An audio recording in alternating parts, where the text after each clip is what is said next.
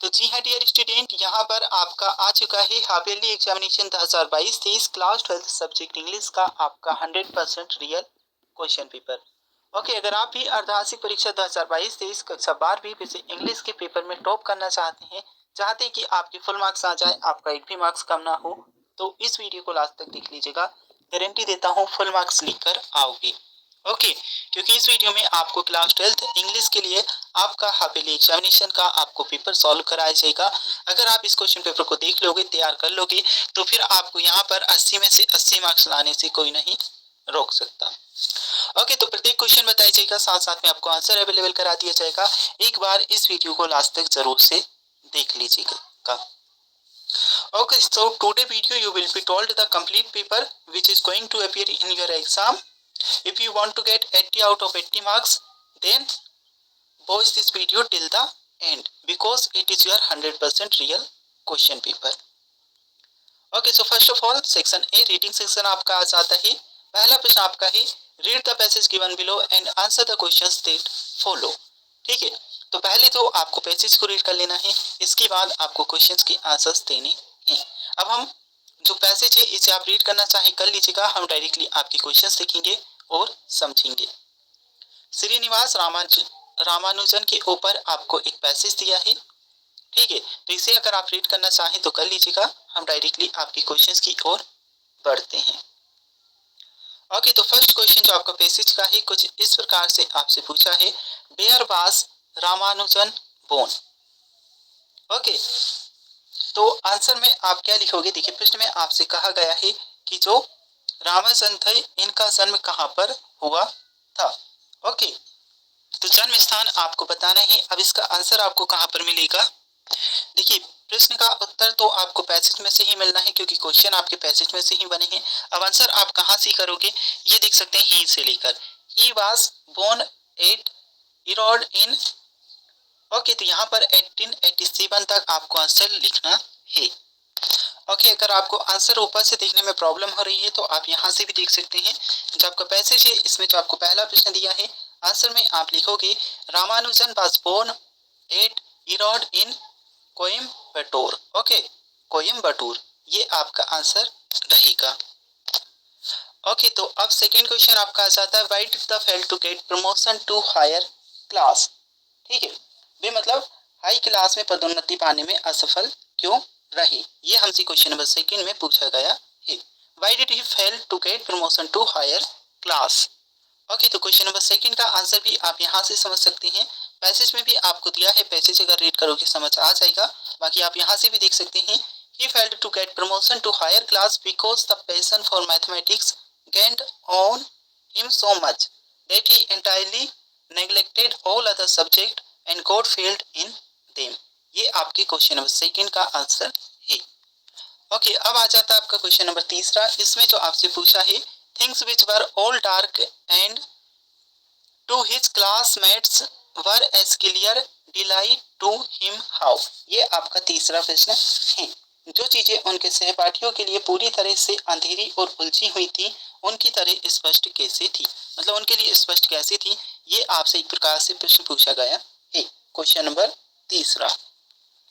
Okay, तो question number तीसरे के लिए आपका आंसर क्या रहेगा, ये आपको करना होगा, Ramanujan had hidden talent figures did not worry him, no calculation was too difficult for him, these things were clear to him.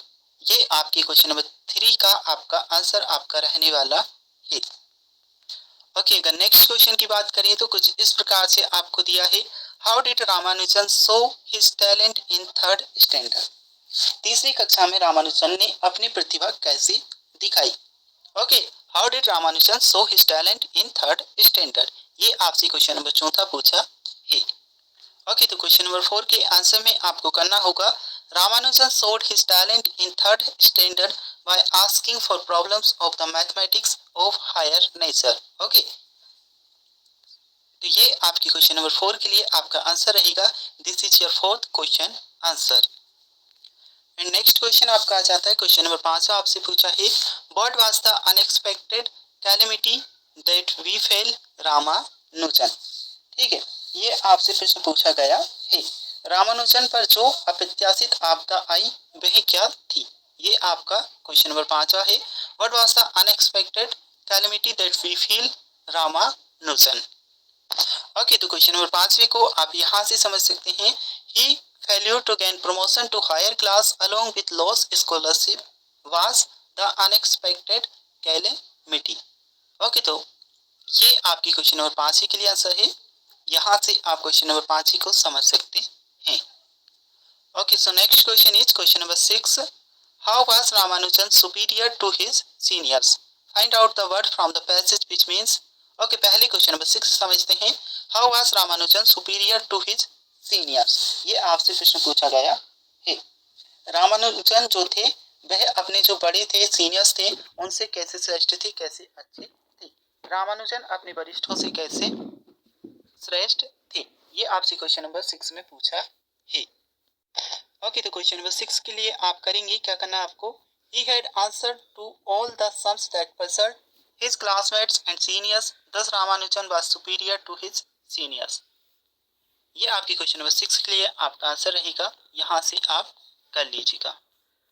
Okay, next question आपका आ जाता है find out the word from the passage which means. गद्यांश में उन शब्दों का पता लगाना है जिनका अर्थ है क्या है, साइन, SIGN साइन, एंड फिर आपको दिया है इंस्पायर, INSPIRE इंस्पायर, एंड एक दिया है आपको इग्नोर। ओके, तो इनका हमें पता लगाना है। ठीक है, तो इसमें आप क्या करोगे, इंडिकेशन ये आपके 7th का रहेगा, 8 में आप करोगे इनकरेज, एंड जो आपका 9th क्वेश्चन दिया है इसमें आपको करना है नेग्लेक्टेड। ठीक है, तो ये आपके 7, 8 और 9 क्वेश्चन का आंसर रहेगा। ओके, तो फर्स्ट पेज पर जो आपको पैसेज दिया था कंप्लीट हो जाता है। अब हम आपके सेकंड पैसेज की ओर बढ़ते हैं। Read the following passage and answer the questions that follow. Health is positive state of physical and mental well being. कुछ इस प्रकार से आप देख सकते हैं, सेकंड पैसेज आपको देखने को मिल जाएगा। इसमें आपको ये जो पैसेज दिया है इसमें आपको क्या करना है, इसमें आपको नोट मेकिंग समरी वगैरह दी है। On the basis of your reading of the above passage makes notes on it using heading and सब हेडिंग। ओके, तो आपको नोट्स वगैरह बनाने हैं। Right the summary of the passage and suggest a suitable title.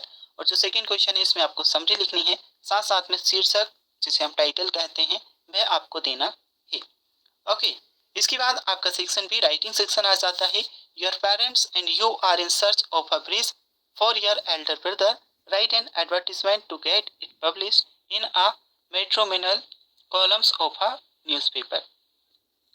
Okay, तो इसमें आपको advertisement वगैरह बनाने के लिए दिया है। ये क्वेश्चन आप देख लीजिएगा, क्वेश्चन नंबर 3 आपका है। ओके, इसके बाद आप कुछ और प्रश्न देख सकते हैं। You are miss Varsha Kumari, you have been invited by miss Pooja Gupta and attend her elder brother marriage party on 24 December 2021 at 8 PM। Maruti Paradise Seapur respond formally to get invitation in acceptance। इसके बाद आप क्वेश्चन नंबर 4 देख सकते हैं। You are Ayush Ayushi a student of government ऐसा secondary school। Your school celebrated its prize distribution function last week, write a report on it। Report वगैरह आपको लिखनी है। और मैं कुछ और क्वेश्चन दिए हैं। Change the following passage into Hindi. Okay, तो इसे आपको हिंदी में चेंज करना है। Work is essential for man, it is the source of all right work gives. कुछ इस प्रकार से आपका दिया है, यहाँ से आप देख लेंगे ये क्वेश्चन। एंड इसके बाद देखते हैं क्वेश्चन नंबर 5 आपका आ जाएगा। Write a letter in the editor of the Hindustan Times about the that's going on in your town. And इसके और में एक और क्वेश्चन आपको देखने को मिलेगा। Write a letter to your principal, यहाँ पर थोड़ी सी मिस्टेक है, देख लीजिएगा। Municipal commissioner of your city complaining about the poor lighting in your locality. Okay, तो पुअर लाइटिंग के ऊपर आपको एक एप्लीकेशन देनी है, ये आप देख लेंगे। इसके बाद क्वेश्चन नंबर 6 आपको देखने को मिलेगा। Combine the following sentence using words given the brackets. इन्हें आपको कंबाइन करने हैं। I reached school it was an so round, as soon या एज का प्रयोग कर आपको कंबाइन करना है। You work hard if you will pass या यू विल पास, ऐसे करके आपको कंबाइन करने हैं।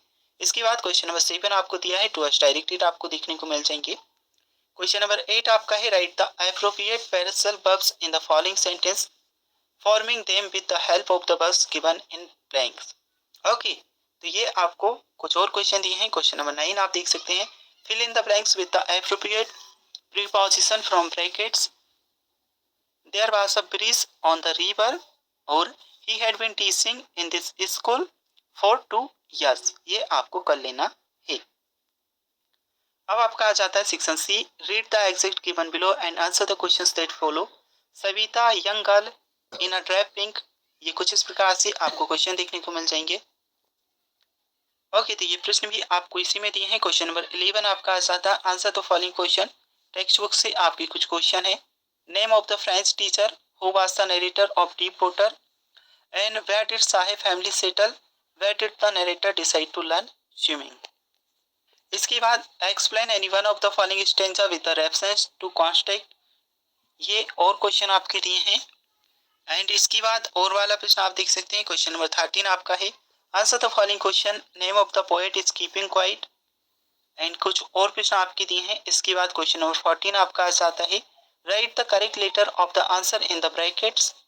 ठीक है, ये और कुछ क्वेश्चंस आपके हैं, यहाँ से आप देख लीजिएगा। ओके, तो कुछ इस प्रकार से क्वेश्चन पेपर आपका है, यहाँ से देखकर आप अच्छे से तैयार कर लीजिएगा। इसे एक मॉडल पेपर के रूप में तैयार करिएगा, क्योंकि ये किसी एक जिले का है।